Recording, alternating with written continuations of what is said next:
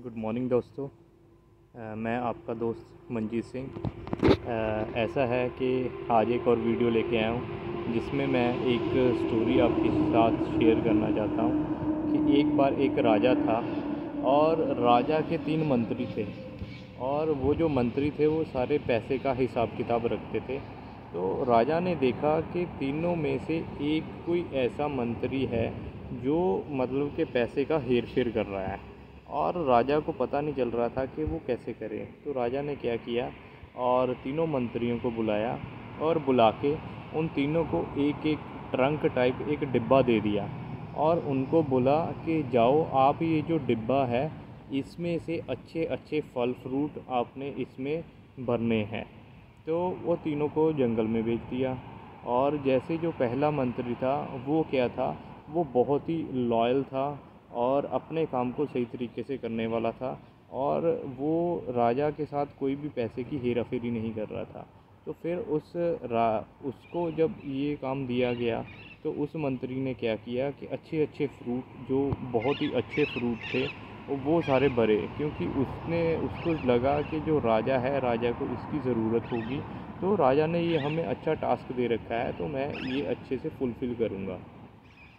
और जो दूसरा मंत्री था, दूसरे मंत्री ने बोला कि ऐसा है कि राजा के पास कौन सा इतना टाइम होगा कि वो एक एक का जो ट्रंक है या एक एक का डिब्बा है वो चेक करे कि इसने कैसे कैसे फ्रूट इसमें डाले हैं और क्या कैसे करके किया है।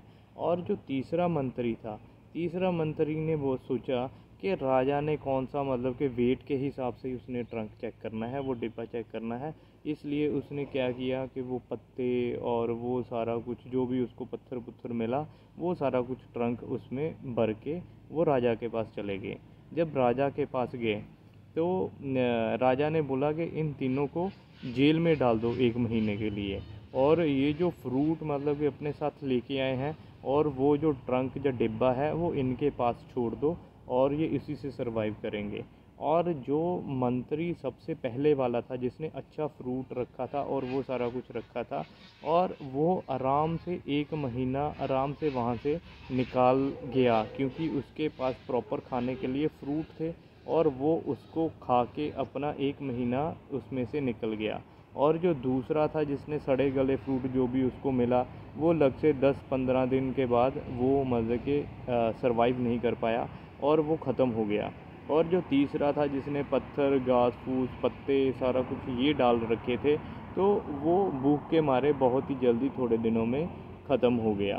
तो ऐसे ही क्या है, जो इस सृष्टि का रचने वाला है, जो सुपर नेचुरल पावर है ऊपर, उसने क्या है हमें भी अपने जीवन में ये एक डिब्बा दे रखा है। डिब्बा मतलब ये हमारा शरीर हो गया जिसमें हम लोग अच्छे काम भी करते हैं और बुरे काम भी करते हैं। जो इंसान अच्छे काम करता है अपनी ज़िंदगी में से अच्छे फ्रूट इकट्ठे करता है तो डेफिनेटली वो अपनी ज़िंदगी में अच्छी ज़िंदगी बिताता है और अपनी ज़िंदगी में सक्सेसफुल होता है। और जो बुरे कचरा कुचरा सारा कुछ इस दिमाग में भरता रहता है, इस बॉडी में भरता रहता है, तो वो उसका हाल तीसरे मंत्री के जैसा ही होता है। तो इसलिए हमें अपनी ज़िंदगी में अच्छे अच्छे फ्रूट इकट्ठे करने हैं, हमें ईमानदारी से काम करना है, हमें हर एक के साथ सच बोलना है। और अगर हम लोग ऐसा करते रहेंगे, अपना 100% देते रहेंगे, तो डेफिनेटली हम लोग एक बहुत ही अच्छे तरीके से अपनी ज़िंदगी व्यतीत कर सकते हैं, हंसी खुशी रह सकते हैं, अपनी ज़िंदगी में कामयाब हो सकते हैं। जैसे कि जो पहला मंत्री था, पहले मंत्री ने अपने बहुत ही अच्छे तरीके से अच्छे अच्छे फ्रूट कलेक्ट किए। तो मेरे को लग रहा है कि जो मैं समझाना चाहता था इस स्टोरी के बाबत मैं आपको समझा पाया हूँगा।